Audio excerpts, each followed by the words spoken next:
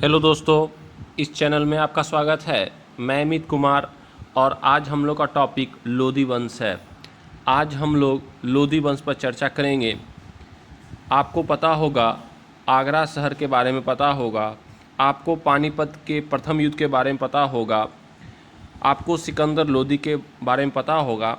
तो ये सारे बातों की चर्चा इस वीडियो में करेंगे और इस वीडियो को अंत तक ज़रूर देखिए। तो हम लोग शुरू होते हैं लोधी वंश से। सबसे पहले यहाँ पर महत्वपूर्ण बिंदु यह है कि लोधी वंश का शासन 1451 से लेकर 1526 तक था। यानी दिल्ली सल्तनत का यह अंतिम वंश था और इसके बाद मुगल साम्राज्य की नींव पड़ जाती है।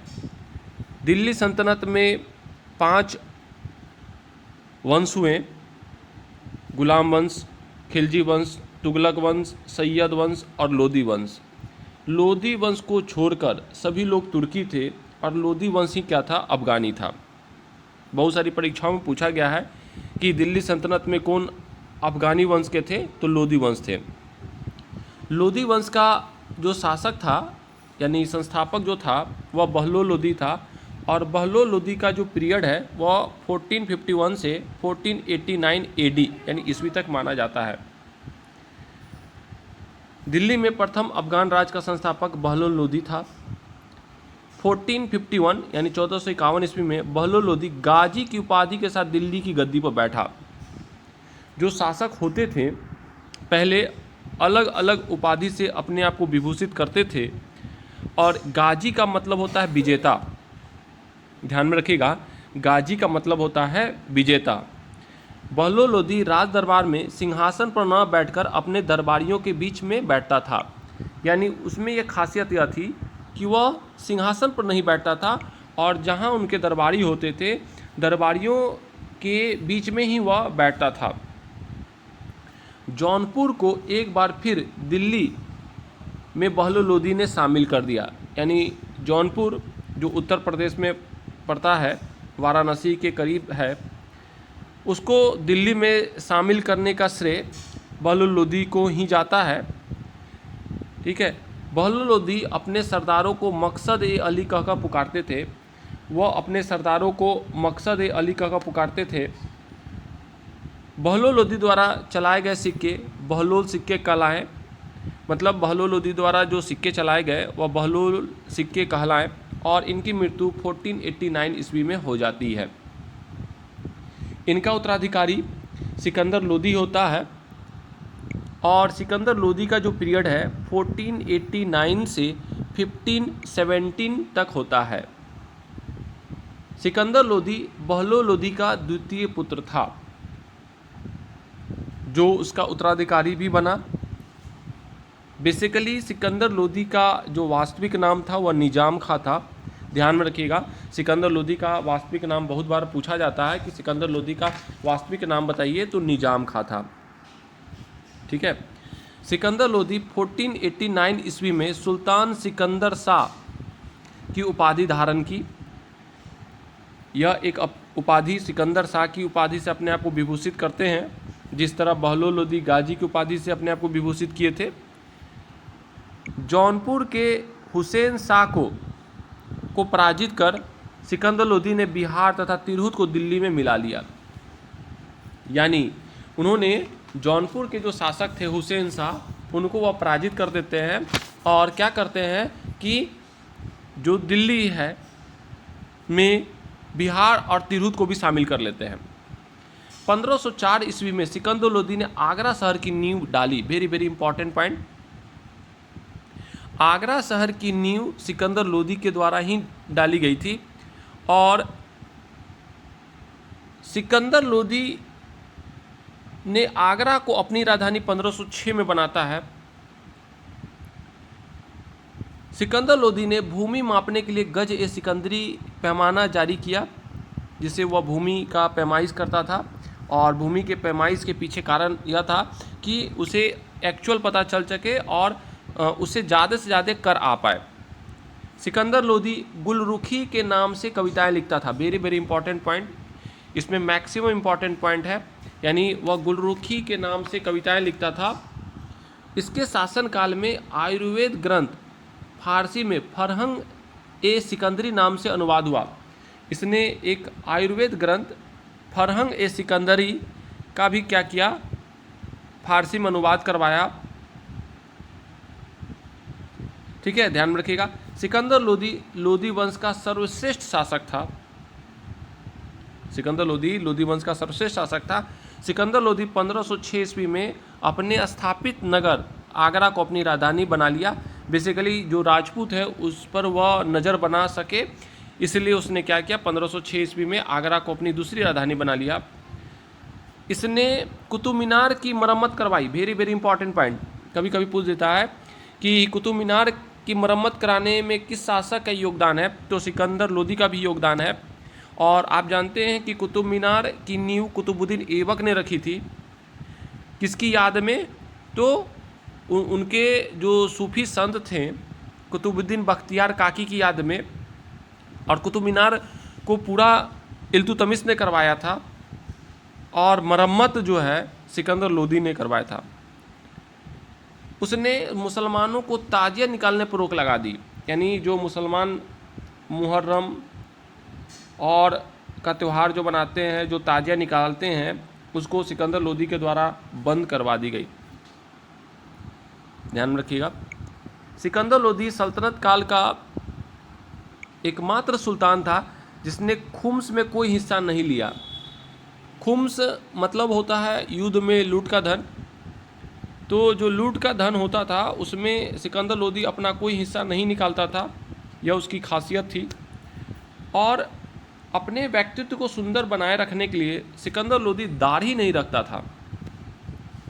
ध्यान में रखिएगा। इसकी मृत्यु 1517 ईस्वी में आगरा शहर में हो गई। और सिकंदर लोदी की मृत्यु के बाद इसका जो सबसे बड़ा पुत्र था, ज्येष्ठ पुत्र था, इब्राहिम लोदी शासक बना, उत्तराधिकारी बना। इब्राहिम लोदी का जो पीरियड है लगभग 1518 से लेकर 1526 तक है माना जाता है। ध्यान में रखिएगा। सिकंदर लोदी का उत्तराधिकारी इब्राहिम लोदी शासक हुआ।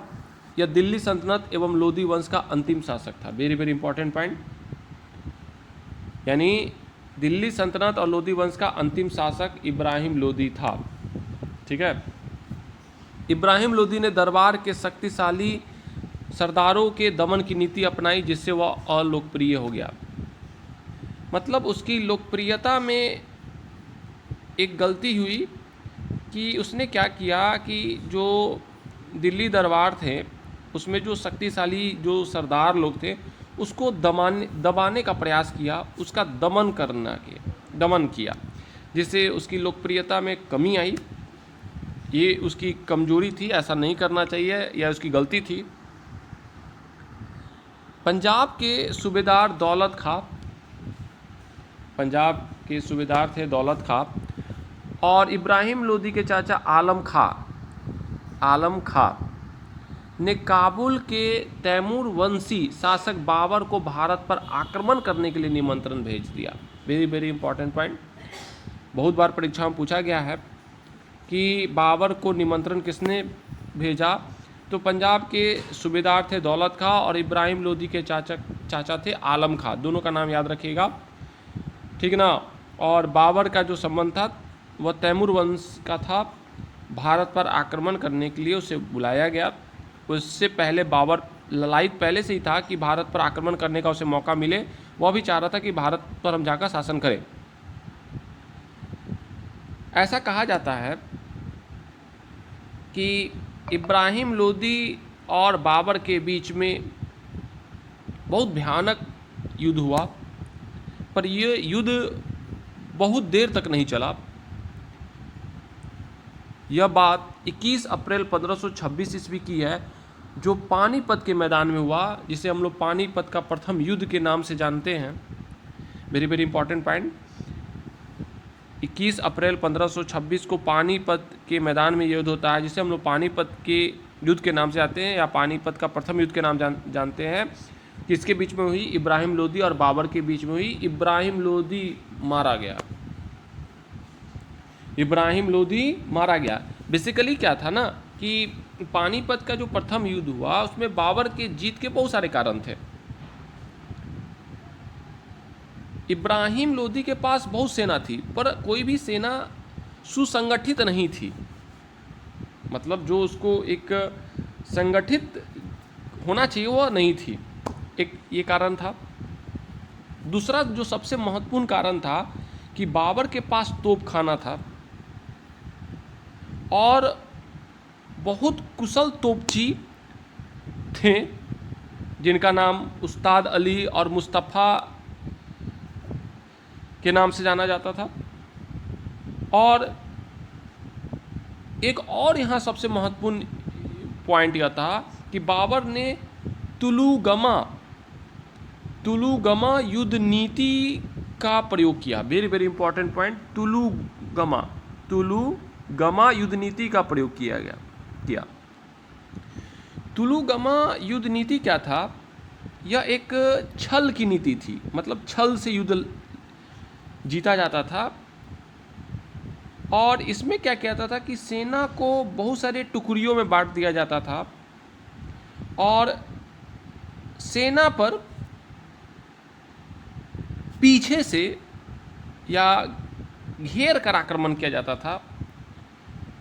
उसे ही तुलुगमा युद्ध नीति कहा जाता था। ठीक है ना? तो ध्यान में रखना है। पर इब्राहिम लोदी अंत तक बेचारा लड़ता है और बाबर के हाथों मारा जाता है। ठीक है, पर हमला इब्राहिम लोदी बाबर पर नहीं करता है, वह इंतज़ार करता है और बाबर ही इब्राहिम लोदी पर हमला करता है। और कुछ देर के बाद ही जब वह अपने तोपखाने का प्रयोग करता है, तुलुगमा युद्ध नीति का प्रयोग करता है, उसके पास जो तोपखाने थे, जो तोपची थे, उसकी सेना तितिर बितिर हो जाती है और युद्ध के मैदान में बेचारा अकेले बच जाता है और बाबर के हाथों मारा जाता है। और इससे दिल्ली सल्तनत की काल की समाप्ति हो जाती है और भारत पर एक नए वंश, मुगल वंश साम्राज्य की नींव पड़ जाती है। तो देखिए, ये इस वीडियो में बहुत इम्पोर्टेंट पॉइंट बताया गया है। तो वीडियो को आप एक बार दो बार ज़रूर देखिए। जो पॉइंट बताया गया है उसको नोट डाउन कर लीजिए और जो कंसेप्ट दिया गया है उसको आप कंठस्थ रखें। और आपसे एक रिक्वेस्ट है, अगर वीडियो आपको अच्छा लगता है तो इसे ज़रूर लाइक करें, अपने दोस्तों में शेयर करें। वीडियो जो भी आपको दिया जा रहा है वो एक सिस्टमैटिक ढंग से दिया जा रहा है। आप प्ले लिस्ट में जाकर मध्यकालीन भारत का जो प्ले लिस्ट देखिएगा तो उसमें सिस्टमैटिक ढंग से वीडियो दिया जा रहा है। जो आपको बीपीएससी हो, एसएससी हो, रेलवे हो, दरोगा हो, सिपाही हो या शिक्षक भर्ती हो, सभी के लिए यह काफ़ी लाभदायक होगा और मैक्सिमम क्वेश्चन इससे पूछे ही जाएंगे। तो इस वीडियो पे इतने ही हम लोग रहते हैं। वीडियो अगर अच्छा लगा हो तो कृपया इसे लाइक करें और शेयर करें। धन्यवाद।